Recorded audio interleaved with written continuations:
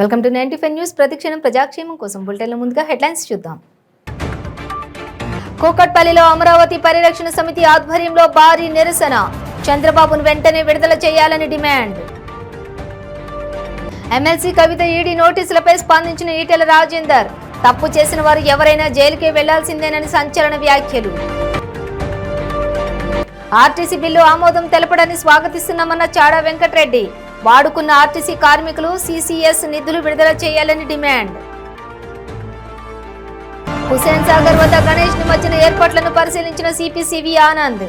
కట్టుదిట్టమైన భద్రతను ఏర్పాటు చేస్తున్నామని వెల్లడి. ఇక డీటెయిల్స్ చూస్తే ఆంధ్రప్రదేశ్ మాజీ ముఖ్యమంత్రి చంద్రబాబు నాయుడు అరెస్టుకు నిరసనగా అమరావతి పరిరక్షణ సమితి ఆధ్వర్యంలో కేపీహెచ్బీ కాలనీ రోడ్డు నెంబర్ 1లోని ఉన్న గాంధీ విగ్రహం వద్ద నిరసన చేపట్టారు. అక్రమ కేసులు పెట్టి చంద్రబాబును జైల్లో ఉంచడం ప్రభుత్వ కక్షపూరిత చర్య అని అన్నారు. చంద్రబాబును వెంటనే విడుదల చేయాలని డిమాండ్ చేశారు.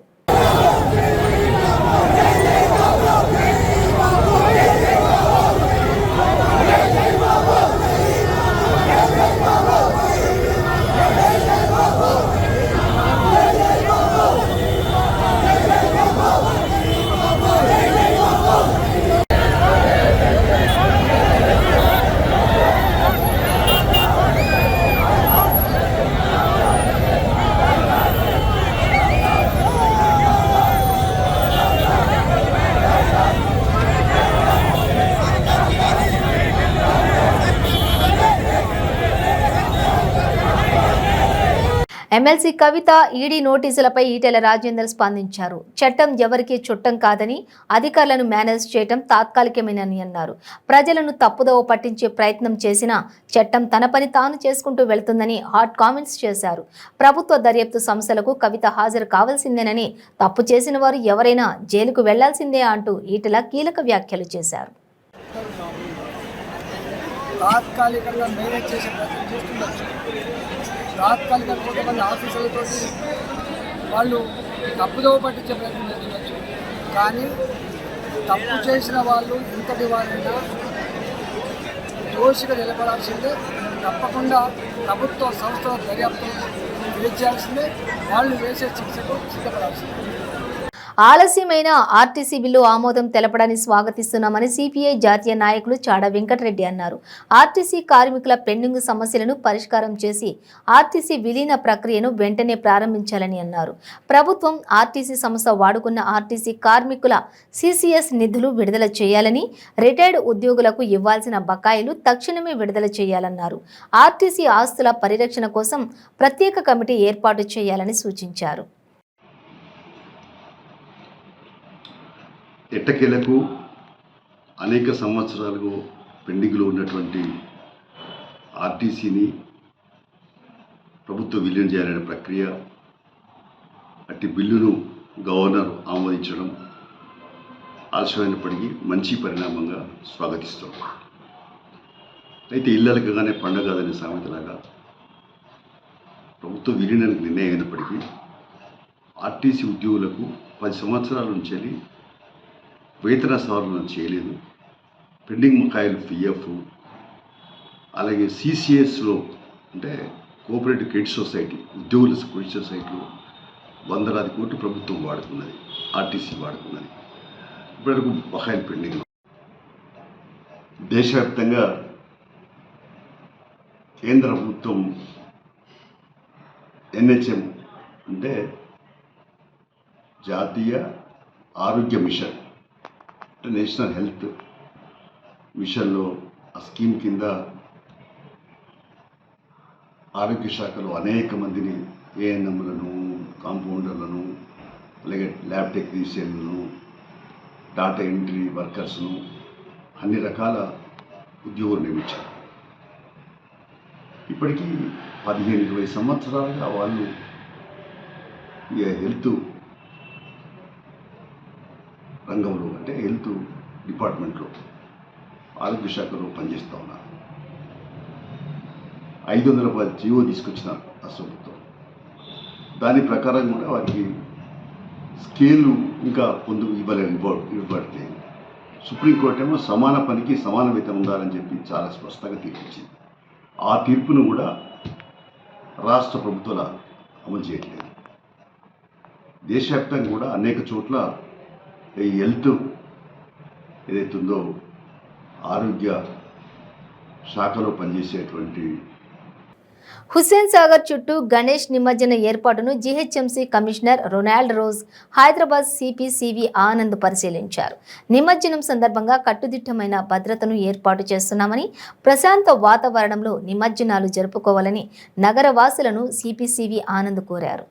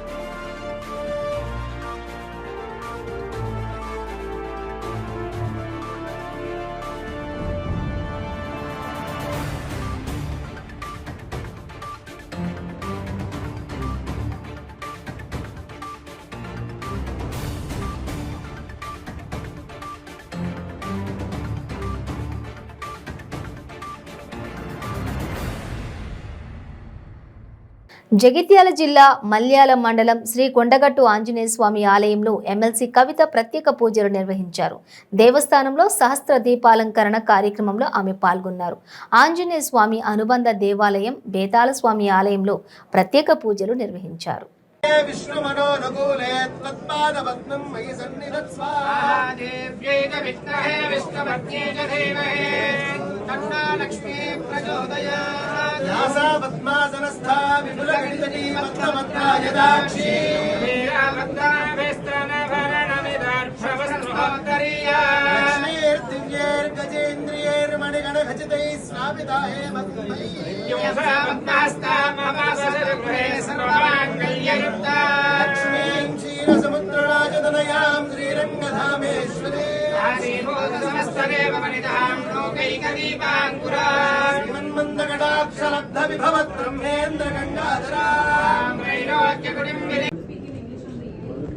Well, I received a notice. We from the party legal cell, we have given it to the party legal cell. We will go by their advice. And we strongly believe that it is politically motivated because of the charged up environment in Telangana, upcoming elections. I think I got a notice, but unfortunate it is, in the last 1 year, there is investigation happening. I don't know how long it will happen. I don't think even 2G spread for so long. So it is unfortunate, but yet it is political and highly politically motivated. So people of Telangana will not take it seriously. We will, as a party, as responsible public representatives, we will seek legal recourse. We have given it to the party legal team, and we will go by their advice.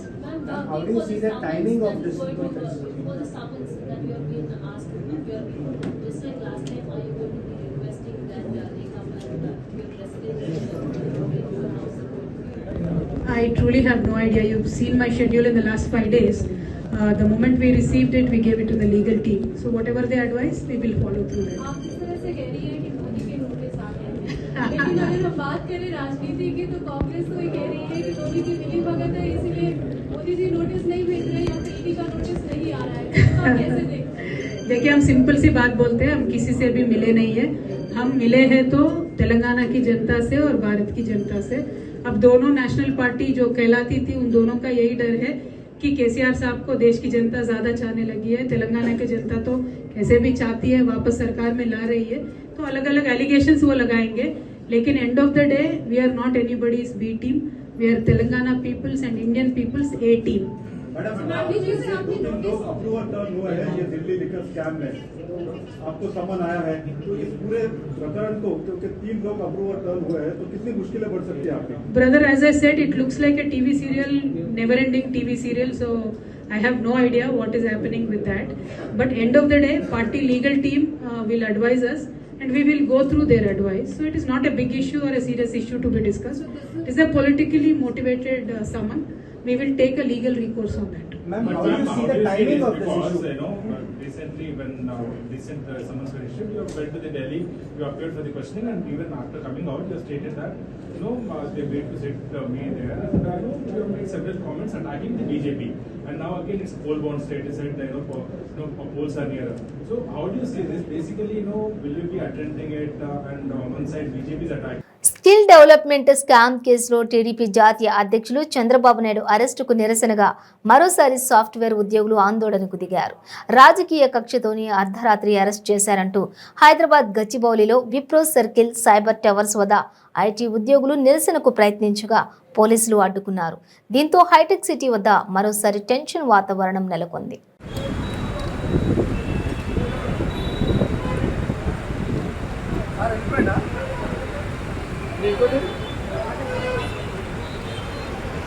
ఇంకోసారి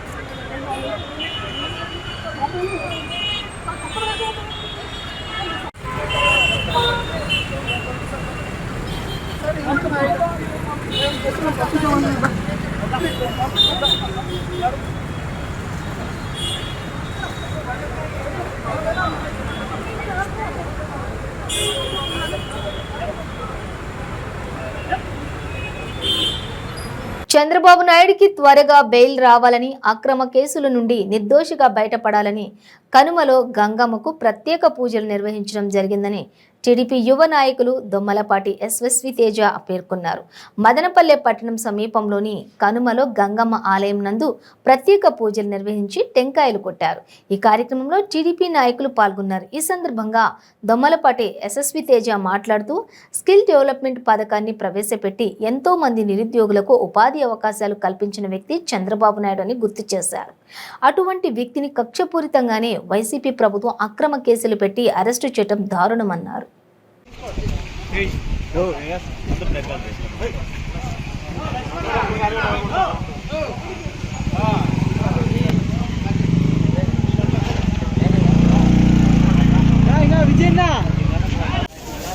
మన మాజీ ముఖ్యమంత్రి చంద్రబాబు నాయుడు అక్రమ arrest చేశారని ఈ కనమలో గంగమ్మ గుడి 101 టెంకాయ కొట్టి ఆయన్ని విడుదల కావాలని కోరుకుంటున్నాం. మదనపల్లి నియోజకవర్గం మదనపల్లి మండలము బస్సినకొండ గ్రామము కనుమలగుడి గంగమ్మ గుడి దగ్గర చంద్రబాబు నాయుడు గారికి బయలు రావాలనేసి ఈ చుట్టుపక్కల ఉన్న ప్రజలు, తెలుగుదేశం పార్టీ కార్యకర్తలు ప్రతి ఒక్కరు కూడా ఇక్కడికి వచ్చి ఆయన బయలు రావాలనేసి అమ్మవారిని ముక్కి ఈరోజు టెంకాయలు కొట్టడం జరిగింది.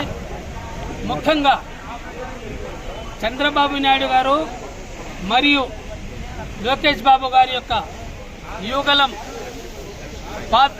యాత్రలు చూసి ఈ వైసీపీ మంత్రులు కానీ, ఎమ్మెల్యేలు కానీ, అదేవిధంగా ముఖ్యమంత్రి గారికి నరాల భయంతో వణుకు పుట్టి ఈసారి వీళ్ళు ఈ విధంగా పాదయాత్రలు తిరుగుతుంటే విశేషంగా ప్రజలు వచ్చి వీళ్ళ పాదయాత్రలో పాల్గొనడం చూసి ఓర్వలేక భయపడుతూ వీళ్ళకి ఎలాగైనా సరే జైల్లో పెట్టాలనేసి ఒక అభిలాషతో, మోసంతో ఏదో ఒక స్టీల్ కంపెనీ పేరు తీసుకుని వచ్చి చంద్రబాబు నాయుడు గారిని అరెస్ట్ చేయడం జరిగింది. ఈ కంపెనీ ఎండీలే ఖాన్ విక్లేర్ అనేసి ఆయన గారు ఇంతవరకు నేను చంద్రబాబు నాయుడిని కలవలేదు, ఇదంతా అవాస్తవమని చెప్పడం జరిగింది. అదేవిధంగా బివి రమేష్ గారు నా పేరు పెట్టి తూర్పు కాపులు, కళింగ వయసులు, శిష్టకరణాలు, సోందీలకు కేంద్ర ఓబీసీ రిజర్వేషన్లు కల్పించాలని బీజేపీ రాజ్యసభ సభ్యుడు జీవీఎల్ నరసింహారావు చేసిన తీవ్ర ప్రయత్నాలతోటి ఎన్సీబీసీ ఆధ్వర్యంలోని ఢిల్లీలో మహారాష్ట్ర సదన్లో ఆయన సామాజిక వర్గ ప్రతినిధులతో పబ్లిక్ హియరింగ్ జరిగింది. దాదాపుగా 3 గంటలకు పైగా ఈ సమావేశం కొనసాగగా 4 బీసీ కులాలకు చెందిన 150 మందికి పైగా 4 సామాజిక వర్గ నాయకుల బృందానికి నాయకత్వం వహించిన బీజేపీ రాజ్యసభ సభ్యుడు జీవీఎల్ నరసింహారావు ఎన్సీబీసీ బహిరంగ విచారణలో ఆయా కులాల సామాజిక, ఆర్థిక మరియు విద్యాపరమైన వెనుకబాటుతనం గురించి వివరణాత్మక ప్రెజెంటేషన్ ఇవ్వటం జరిగింది.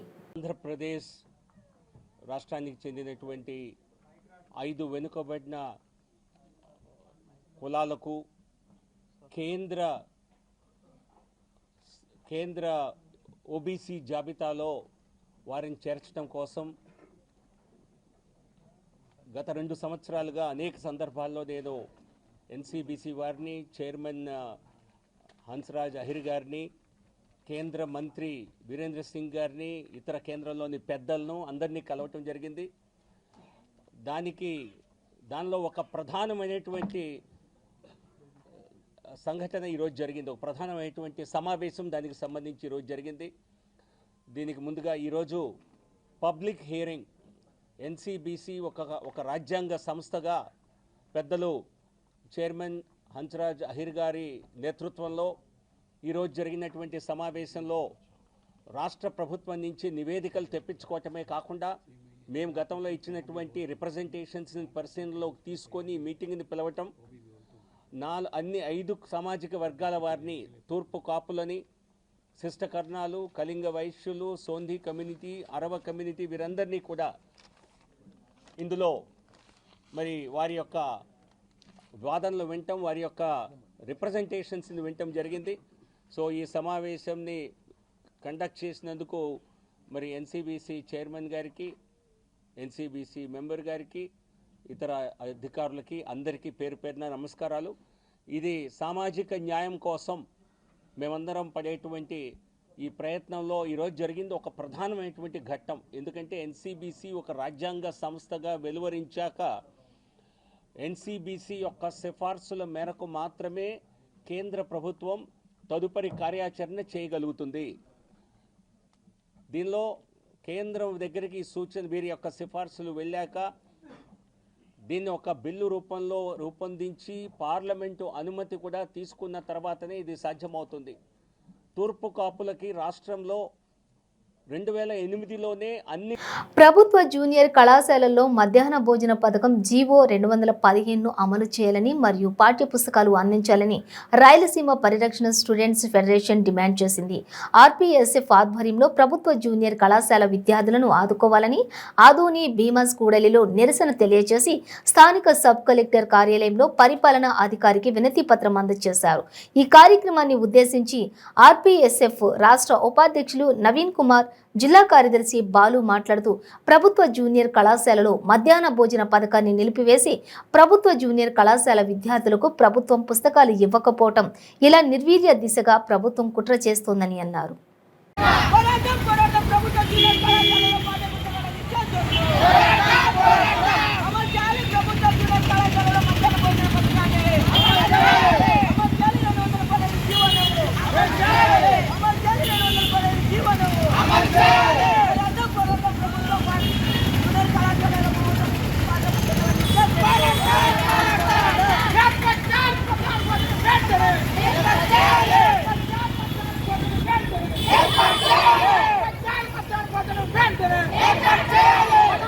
ఫెడరేషన్ ఆధ్వర్యంలో ప్రభుత్వ జూనియర్ కళాశాల విద్యార్థుల ఆధ్వర్యంలో ఆదోని పట్టణంలోని భీమస్ కుటీలలో నిరసన తెలియజేస్తూ అక్కడి నుంచి సబ్ కలెక్టర్ ఆఫీస్ వరకు వినతి పత్రం అందించడం జరిగింది.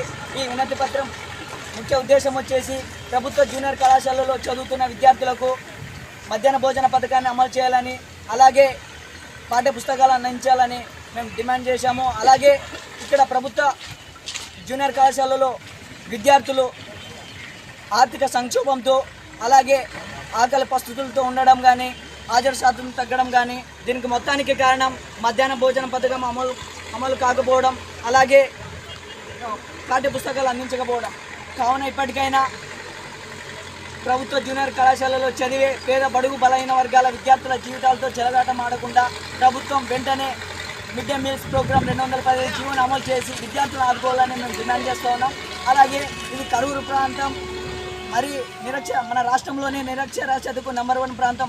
కావున ఇప్పటికైనా ప్రభుత్వ జూనియర్ కళాశాలలో చదువుతున్న విద్యార్థులకు తక్షణమే 200 మధ్యాహ్న భోజన పథకాన్ని అమలు చేసి విద్యార్థుల జీవితాలతో ఆదుకోవాలని మేము డిమాండ్ చేస్తున్నాం. జై రాయలసీమ. ఆత్మకూరు జలదంకి హత్య కేసును ఆత్మకూరు పోలీసులు ఛేదించారు. నెల్లూరు జిల్లా ఆత్మకూరు పరిధిలోని బట్టేపాడులో అతి కిరాతకంగా రాత్రి ఇంట్లో దొంగతనం కోసం వెళ్లిన తన ఇంటి వరండాలో నందు నిద్రిస్తున్న వృద్ధురాలిని రాయితో కొట్టి చంపిన ముద్దాయి గత సంవత్సరం చలదంకిలోని ఒంటరిగా ఉన్న వృద్ధురాలిని కత్తిపీటతో గొంతు కోసి హత్య చేసిన ముద్దాయిలు ఒక్కటే అని తెలిపారు. ముద్దాయి దయ్యాల తిరుపతయ్య జల్సాలకు అలవాటు పడి నిత్యం మద్యం సేవించి చిన్న దొంగతనాలు చేస్తూ జీవిస్తున్నాడు. ఇతని మీద ఆత్మకూరు పోలీస్ స్టేషన్లో అనేక కేసులు కూడా ఉన్నాయన్నారు. ముద్దాయి దగ్గర నుంచి 4,80,000 రూపాయలను రికవరీ చేసినట్లుగా జిల్లా ఎస్పీ తిరుమలేష్ రెడ్డి తెలిపారు. ఇలాంటి వారితో జాగ్రత్తగా ఉండాలని, ఎలాంటి అనుమానం వచ్చినా పోలీసులకు సమాచారం ఇవ్వాలని తెలిపారు.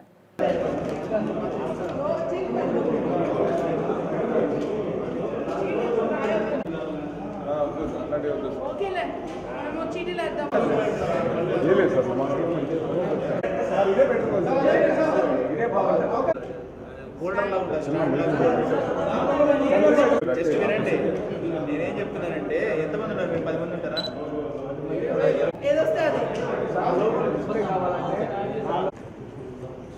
నెక్స్ట్ వీక్ ఓకే ఓకే నా ఇది okay okay sir okay Srinivasulu Reddy, Viswanath Reddy, Mutyalarao, Atmakur,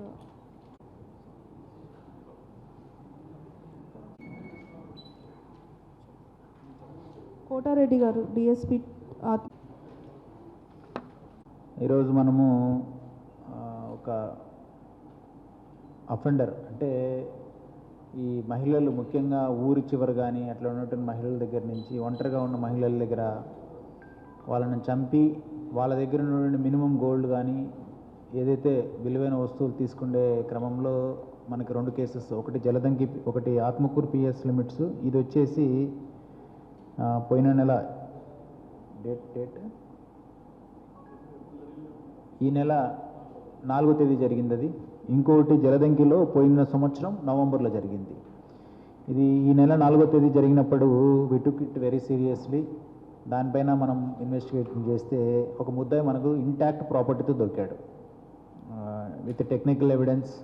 different incident జరిగిన తర్వాత ఇదేంటంటే ఒక 75 ఏళ్ళ ముసలావిడ ఒక ఊరి చివర ఒక ఇంట్లో పడుకొని ఉంటుంది. ఈమె దగ్గర మినిమం నగలు అంటే ఒక చైను, ఒక చిన్న ఉంగరము, 10,000 రూపాయల డబ్బులు. ఈమె చైన్ ఏం చేస్తుందంటే భద్రంగా ఎక్కడో ఒక తెలియని చోట దాచిపెడుతుంది. ఉంగరము డబ్బులు మాత్రం తీసుకెళ్ళి బీరోలో పెడుతుంది. రాత్రి వచ్చి దుండుతో ముఖం పైన దుండు పెట్టేసి ఆమెని ఊపిరాడకుండా చేసి చంపేయడం జరిగింది. తర్వాత రాయితో కొట్టడం కూడా జరిగింది. ఇవి జరిగిన తర్వాత అంటే ఆమెకు చుట్టుపక్కల కూడా ఎవరు లేరు. ఉదయం ఎప్పుడో 9 గంటల తర్వాత వాళ్ళ కూతురు వచ్చి మా అమ్మేమి ఇంకా లేలేదని, పక్కనే ఉంటారు వాళ్ళు కొంచెం దూరంలో, మా అమ్మేమి ఇంకా లేలేదని చూస్తే అప్పుడు మనకి అఫెన్స్ ఐడెంటిఫై అవుతుంది. ఇది బులెటిన్ ముగించే ముందు హెడ్లైన్స్ మరోసారి. కూకట్పల్లిలో అమరావతి పరిరక్షణ సమితి ఆధ్వర్యంలో భారీ నిరసన. చంద్రబాబును వెంటనే విడుదల చేయాలని డిమాండ్. ఎమ్మెల్సీ కవిత ఈడీ నోటీసులపై స్పందించిన ఈటెల రాజేందర్. తప్పు చేసిన వారు ఎవరైనా జైలుకే వెళ్లాల్సిందేనని సంచలన వ్యాఖ్యలు. ఆర్టీసీ బిల్లు ఆమోదం తెలపడాన్ని స్వాగతిస్తున్నామన్న చాడా వెంకటరెడ్డి. వాడుకున్న ఆర్టీసీ కార్మికులు సీసీఎస్ నిధులు విడుదల చేయాలని డిమాండ్. హుసేన్ సాగర్ వద్ద గణేష్ నిమజ్జన ఏర్పాట్లను పరిశీలించిన సిపి సివి ఆనంద్. కట్టుదిట్టమైన భద్రతను ఏర్పాటు చేస్తున్నామని వెల్లడి. ఇవి బులెటిన్ డీటెయిల్స్. చూస్తూనే ఉండండి 95 న్యూస్.